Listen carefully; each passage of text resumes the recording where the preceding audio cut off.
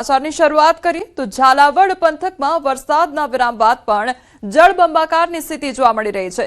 આકાશી આફતે લોકોને એવા વરવા દ્રશ્યો બતાવ્યા છે જેણે સૌના હૃદયને હચમચાવી દીધા છે। જે ઘરોમાં ગઈકાલે ખુશીઓનો કલશોર હતો, આજે ત્યાં પાણીના મોજાઓ રમી રહ્યા છે।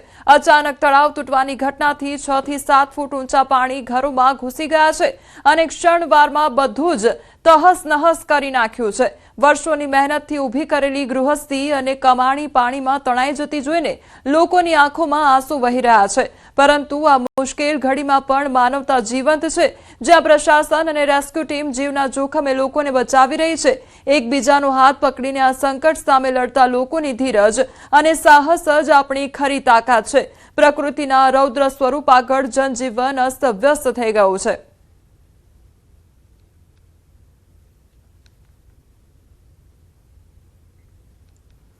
સુરેન્દ્રનગર રતનપર શહેરની ગાંધીનગર સોસાયટીમાં વરસાદે વિરામ લીધાના 18 કલાક બાદ પણ મકાનોમાંથી વરસાદી પાણી નથી ઓસર્યા અને તેના કારણે લોકોને હાલાકી વેઠવાનો વારો આવ્યો છે।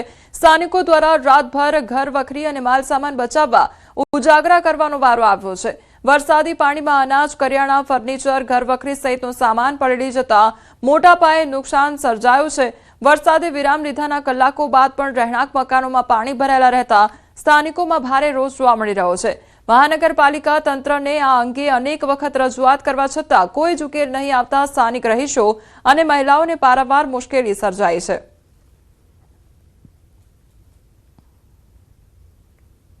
અમારા ઘરમાં કાલના પાણી ભરાઈ ગયા છે। આજે 1 દિવસ થઈ ગયો છે પણ પાણીનો કોઈ નિકાલ નથી અને અમારા ઘર પરિવારને તે આખી રાત જાગીને રહેવું પડ્યું છે। છોકરાઓ સુઈ શક્યા નથી, ઘરની અંદર ઘર વખરીને બધાનું અંદર નુકસાન થઈ ગયું છે। રસોડામાં ને એમાં બધે નુકસાન થઈ ગયું છે અને સરકાર કોઈ કઈ કરતું નથી। નગરપાલિકા વાળા કઈ અહીંયા નિકાલ કરતા નથી પાણીનો। રાત આખી ઘરમાં ઢીચણ સુધીના પાણી ભરાઈ ગયા છે અને બધી ઘર વખરી, ઘઉં, ચોખા તે બધું પલળી ગયું છે। અંદર બધે પાણી ભરાઈ ગયા છે ઢીચણ સુધીના। પણ જેવું પછી 3 વાગ્યા પછી પાણીની એટલી મોટી શરૂઆત થઈ કે આખા ઘરમાં લગભગ 1 થી 1.5 ફૂટ જેટલું પાણી ભરાઈ ગયું। મારી બાજુમાં જ મારા સસરા રહે છે, બીમાર હાલતમાં છે। આખી રાત અમે એમની પાસે અને અમારી ઘર વખરી ફેરવવામાં બધા ઇન્વોલ્વ થઈ ગયા હતા, આખું ફેમિલી, અને છતાંય હજી પાણીનો કોઈ પણ પ્રકારનો નિકાલ થયો નથી। હજી આજની તારીખમાં પણ હજી મારા ઘરમાં આટલું પાણી ભરાયેલું છે।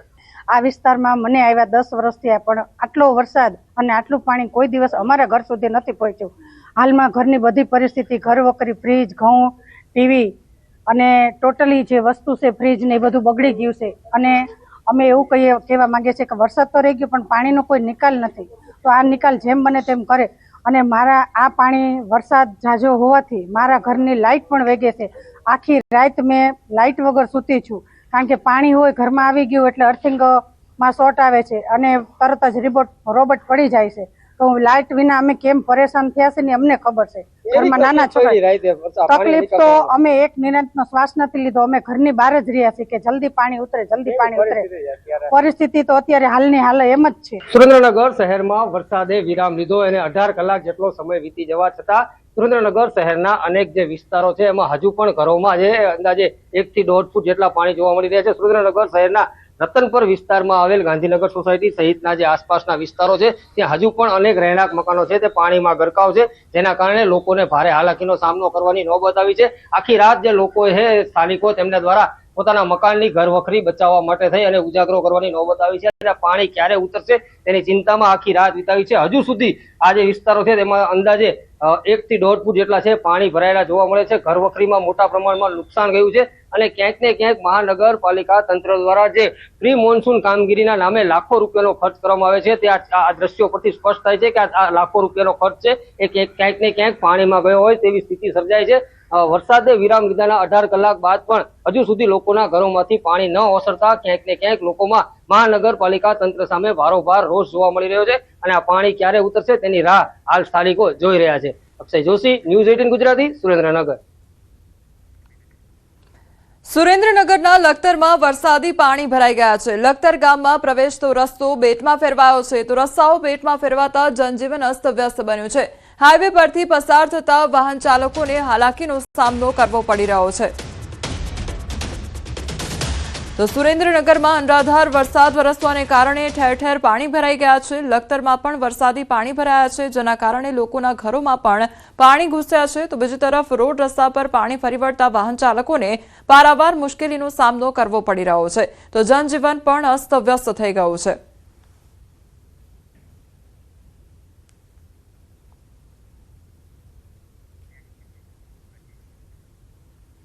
આ તરફ કીમ નદીના જળસ્તરમાં ઘટાડો થયો છે અને ઘટાડો નોંધાતા ઓલપાડ અને માંગરોળ તાલુકાના અનેક ગામડાઓમાંથી પણ પાણી ઓસર્યા છે।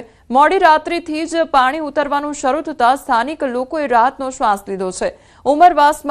ઉપરવાસમાં વરસાદ બંધ થતાં નદીમાં નવા પાણીની આવકમાં ઘટાડો થયો છે, જેના કારણે સ્થિતિ ધીમે ધીમે સામાન્ય બનતી નજરે પડી રહી છે। જો કે જિલ્લા તંત્રે લોકોને હજુ પણ સાવચેત રહેવાની અપીલ કરી છે। ખાસ કરીને કીમ નદીના કાંઠે ન જવા અને પાણીની નજીક બિનજરૂરી અવરજવર ટાળવા માટે સૂચના પણ આપવામાં આવી છે।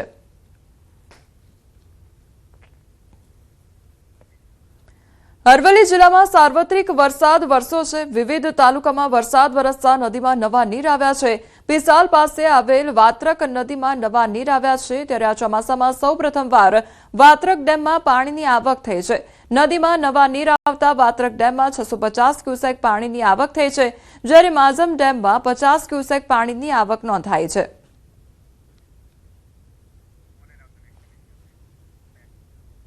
આ તરફ આણંદમાં ભારે વરસાદથી ખેતીને નુકસાન સર્જાયું છે। બાકરોલ ગામે ખેતરો જળબંબાકાર થયા છે। પશુઓના ઘાસચારા અને પાકને મોટું નુકસાન થયું છે। ખેડૂતોમાં નુકસાનીને લઈ ચિંતાનો માહોલ સર્જાયો છે, ત્યારે વરસાદથી ખેતરોમાં પાણી ભરાતા નુકસાન વધ્યું છે।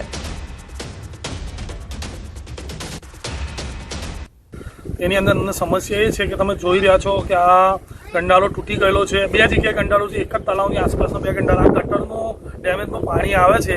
અત્યારે આ પાણી જાય છે કરમસદની, તે કરમસદમાં સોળ બધું ભરાઈ ગયેલું છે। ત્યાં આગળથી બી કરમસદનું પાણી બી પાછું આવી રહ્યું છે આ તળાવની અંદર। અને અત્યારે મેન જે રોડ છે બાકરોલથી વલાસણનો જોડતો રોડ છે, 12 ફૂટનો રોડ છે, એમાંથી 7 ફૂટ રોડ તૂટી ગયેલું છે।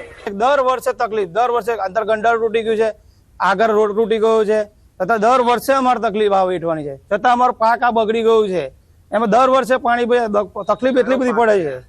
આ ઝાડનું પાક છે, આ ઝાડ થાય ને ત્યાં સુધી અમારું પશુપાલક ખાય નહીં। અત્યારે અમારે તકલીફ એટલી બધી વેઠવાની કે પશુને નાખવું છું। છેલ્લા 24 કલાકના 10 ઇંચ વરસાદે આણંદ જિલ્લાના આણંદ તાલુકાના ગ્રામીણ વિસ્તારમાં ખૂબ વ્યાપક સમસ્યાઓ સર્જી છે। મારી પાછળ આ દ્રશ્યમાં દેખાય છે કે આ આણંદ તાલુકાનું બાકરોલ ગામ અને એનો આ વરસાદી પાણીના નિકાલનો કાંસ તૂટ્યો છે। બાકરોલ ગામમાં જ આગળ તાજેતરમાં બનાવેલું એક આખું નાળું છે વરસાદી પાણીનું, એ પણ તૂટ્યું છે। ચોક્કસ કહી શકાય કે અહીંયા સ્થાનિકોની સમસ્યા ખૂબ વધી છે। જ્યાં જુઓ ત્યાં જળબંબાકારની સ્થિતિ છે આજુબાજુના વિસ્તારોમાં, ખેતરોમાં। અહીંયા સ્થાનિકોનું કહેવું છે કે આ વરસાદી પાણીના જે આજે જે કાંસનું છે એ આગળ કરમસદ ડ્રેનેજ લાઇનને કનેક્ટ થાય છે અને ત્યાંથી નિકાલ થાય છે। પરંતુ સ્થાનિકોનું કહેવું છે કે કરમસદ ડ્રેનેજ લાઇન પણ ચોકઅપ છે, એટલે આ પાણીને નીકળવાની કોઈ શક્યતા નથી, કોઈ જગ્યા નથી। જનક જાગીરદાર, ન્યૂઝ 18 ગુજરાતી, બાકરોલ। મહીસાગર જિલ્લામાં પડેલા ભારે વરસાદને કારણે માર્ગો પર ખાડા અને ભૂવા પડવાના બનાવો સામે આવ્યા છે, જેમાં વીરપુર તાલુકામાં 4.5 ઇંચ વરસાદને પગલે મુખ્ય માર્ગ પર પડેલા મોટા ભૂવામાં છેલ્લા 10 દિવસથી પાણી ભરાયેલું રહેતા વાહન ચાલકો માટે અકસ્માતનો ભારે ભય ઉભો થયો છે। સવારે જ એક બાઇક ચાલક અહીંથી પટકાયા બાદ ઇજાગ્રસ્ત થયો હોવાનું સ્થાનિકો જણાવી રહ્યા છે, જેથી અન્ય કોઈને અકસ્માત ન નડે તે માટે સ્થાનિક લોકોએ સાવચેતીના ભાગરૂપે ખાડામાં ખુરશી તેમજ ઝાડની ડાળખીઓ મૂકીને વાહન ચાલકોને સતર્ક કરવાનો પ્રયાસ કર્યો છે। મહીસાગર જિલ્લામાં મોડી રાત્રે ભારે વરસાદને લઈ વીરપુરમાં જેટકોનો ટાવર જમીનદોસ્ત થયો છે। હાઈ ટેન્શન 66 કેવી લાઇન ધરાવતો ટાવર પવનના કારણે જમીનદોસ્ત થયો છે। તો વીરપુરમાં ભારે પવન સાથે વરસાદને લઈ જેટકોનો ટાવર ધરાશાયી થયો છે। સાલૈયા ગામ નજીક જેટકોનો ટાવર ખેતરમાં પડ્યો, તો જેટકોનો ટાવર પડતા જેટકો દ્વારા વીજ લાઇન બંધ કરી કામગીરી હાથ ધરાઈ। જો કે રાત્રિ દરમિયાન ટાવર પડતા મોટી દુર્ઘટના ટળી હતી। જેટકો દ્વારા હાલ ઘટનાસ્થળ પર આવી રિપેરિંગ કામગીરી શરૂ કરવામાં આવી છે।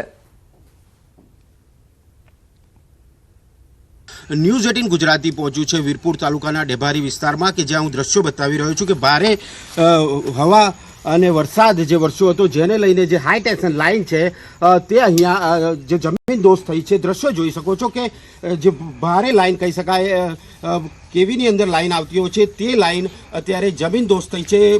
જે અધિકારીઓ છે તે ઘટના સ્થળે પહોંચ્યા છે અને કામગીરી હાથ ધરી છે. આપણી સાથે અધિકારી છે તેમની સાથે વાત કરીશું. સાહેબ, શું કહેશો? ગત રોજ ભારે વરસાદ હતો ને હાઈ ટેન્શન લાઇન જમીન દોસ્ત થઈ છે. શું ઘટના બની હતી ને કઈ રીતે જમીન દોસ્ત થઈ છે, શું કહેશો? 66 કેવી વીરપુર સલૈયા લાઈન છે. કાલે રાત્રે 8:30 વાગ્યાની બાજુ અમારી લાઈન ટ્રીપ થઈ હતી. અમે રાત્રે પેટ્રોલિંગ કરીને ચેક કરતા આ ટાવર અમને કોલાપ્સ મળ્યો. એ વખતે આપણે તમે આજુબાજુમાં જોઈ શકો છો કે વાવાઝોડું આટલા વિસ્તારમાં જ આવ્યું હોય એવું લાગે છે. આજુબાજુ ઝાડ 11 કેવી થાંભલા અને બધું પડી ગયું છે. એટલે રાત્રે જ અમે જે 11 કેવી જેજીવાય ફીડરો છે બધા રિસ્ટોર કરી દીધા છે અને અત્યારે હાલ કોઈ જે આપણે ગામડું પાવર વગર બંધ નથી.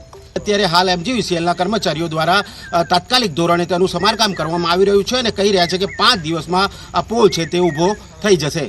મિતેશ ભાટિયા, ન્યૂઝ 18 ગુજરાતી, મહીસાગર. ભાવનગર શહેરના પીરછલ્લા વિસ્તારમાં છેલ્લા 24 કલાકથી સતત વરસી રહેલા ભારે વરસાદના કારણે એક અતિ જૂનવાણી મકાનનો ભાગ અચાનક ધરાશાયી થયો હતો. ઘટના સમયે સદનસીબે કોઈ જાનહાનિ કે ઈજા થઈ નહોતી. વરસાદી માહોલને પગલે જૂના અને જર્જરિત મકાનો અંગે સ્થાનિકોમાં ચિંતા પણ વ્યાપી ગઈ છે.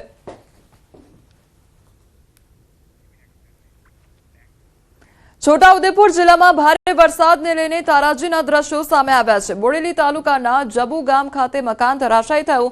જબુ ગામ નવા બજારમાં ભારે વરસાદથી મકાન ધરાશાયી થયું તો બાજુના મકાનની દિવાલને પણ ભારે નુકસાન થયું છે. જબુ ગામના ગોવિંદભાઈનું મકાન ભારે વરસાદના કારણે રાત્રે ધરાશાયી થયું તો સદનસીબે આ ઘટનામાં કોઈ જાનહાનિ સર્જાઈ નથી.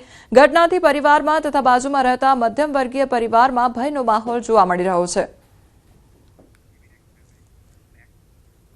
વલસાડ જિલ્લામાં સતત વરસી રહેલા વરસાદ વચ્ચે જૂના ગુજરાત હાઉસિંગ બોર્ડની બિલ્ડિંગ નંબર 2 અને 6 નો એક બાજુનો સ્લેબ અચાનક ધરાશાયી થવાની ઘટના બની તો સ્થાનિકોમાં ભયનો માહોલ પણ ફેલાયો છે.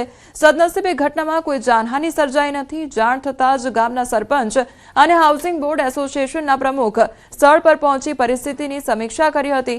40 બિલ્ડિંગ અને આશરે 600 ફ્લેટ ધરાવતા હાઉસિંગમાં અનેક ઇમારતો જર્જરિત હાલતમાં હોવાથી ગ્રામ પંચાયતે લોકોને આવા જોખમી મકાનોમાં ન રહેવાની અપીલ કરી છે. જર્જરિત હાલતમાં બ્લોક નંબર 2 ની પાછળનો ભાગ પડી ગયો છે. આજથી 8 થી 9 વર્ષ પહેલા 9 નંબર પડ્યું હતું અને 26 નંબર. તો સરકારશ્રીને મારી ખાલી અને બહુ નમ્ર વિનંતી છે કે આને જલ્દીથી રીડેવલપમેન્ટ કરે. ખરેખર ગરીબ અને મધ્યમ વર્ગ માટે બનાવેલી આ વસાહત છે. લગભગ 90% લોકોની સહમતિ છે કે આને જલ્દીથી રીડેવલપ કરવામાં આવે. અમદાવાદમાં 3 ઇંચ વરસાદ બાદ તારાજીના દ્રશ્યો સામે આવ્યા છે. ઓક્સિજન પાર્કમાં પાણી ભરાઈ ગયા છે તો ઓક્સિજન પાર્કમાં ભારે વરસાદ બાદ ટ્રેક પર ધોવાઈ ગયા છે. ઓક્સિજન પાર્કમાં ભારે વરસાદમાં વૃક્ષો ધરાશાયી થયા તો તંત્ર દ્વારા યુદ્ધના ધોરણે કામગીરી હાથ ધરવામાં આવી છે. પાર્ક પણ હાલ મુલાકાતીઓ માટે બંધ કરી દેવામાં આવ્યો છે. અમદાવાદમાં ભારેથી અતિ ભારે વરસાદની આગાહી કરવામાં આવી છે, જે અંતર્ગત અનેક સ્થળોએ તારાજીના દ્રશ્યો જોવા મળી રહ્યા છે. આપ જે ઠીક મારી પાછળ જોઈ રહ્યા છો તે અમદાવાદના સિંધુ ભવન રોડ ખાતે આવેલા ઓક્સિજન પાર્કના દ્રશ્યો છે કે જ્યાં પણ તારાજીના દ્રશ્યો સામે આવી રહ્યા છે. ગઈકાલે થયેલા 3 ઇંચ વરસાદ બાદ જે પાણી ભરેલું ગાર્ડનની અંદર જોવા મળી રહ્યું છે.